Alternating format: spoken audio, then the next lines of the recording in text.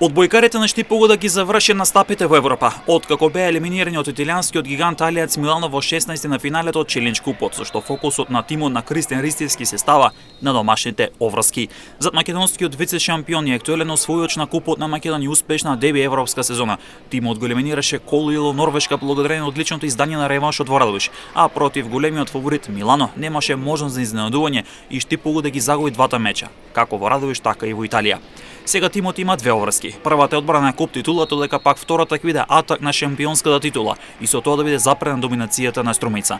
Тимот од градот Потисар два пати во низа освојува куп титулата, а сега ќе атакува на трета во низа, односно одбранистата. Со што Штипогуда кој го води младиот стратег Кристијан Ристевски ќе продолжи да ги радува навивачите и верната публика. Штипогуда е првиот тим кој донесе куп титула во колективен спорт во градот Потисарот.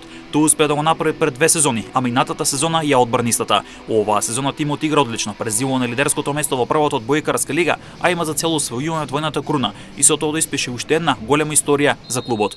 Тимот има само еден пораз во есенскиот дел кој го претрпе од Струмица пред својата публика во Штип. Во плејофот ќе се надпреваруваат Штипогуда, Струмица, Гок Борец, Работнички универзитет во Тетово и Сушево, а овде битката за титулата ќе ја водат Штипогуда и Струмица како главни фаворити, иако се очекува голема борба од Гок Борец и Работнички, кои сигурно дека ќе пружат интересни надпревари.